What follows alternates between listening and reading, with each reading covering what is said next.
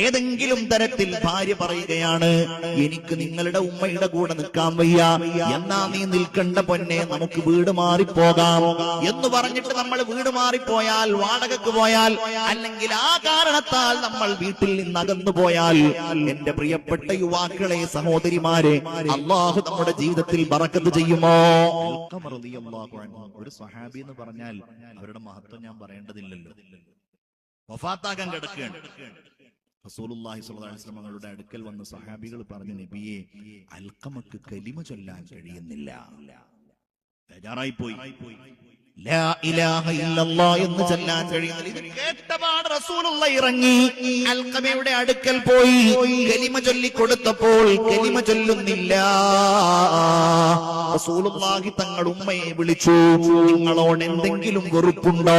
നിങ്ങൾക്ക് എന്തെങ്കിലും പ്രയാസം ജീവിതത്തിൽ മകനുണ്ടാക്കിയിട്ടുണ്ടോ? ഉണ്ട് നബിയേ.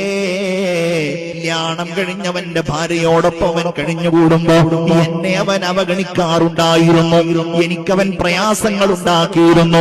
നിങ്ങളത് പൊറുക്കുമോ മറക്കുമോ? ഉമ്മ മറക്കാൻ തയ്യാറാകുന്നില്ല.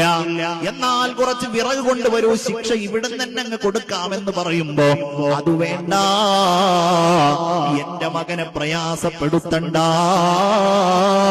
എന്ന് പറഞ്ഞുകൊണ്ട് തന്റെ പ്രിയപ്പെട്ട മകന് പുറത്തു കൊടുക്കുന്നു. അൽഖമ റളിയല്ലാഹു അൻഹു കലിമ ചൊല്ലുകയാണ്. ഉമ്മമാരെ ഒക്കെ ആലോചിക്കേണ്ട കാര്യം എന്താണെന്നറിയോ?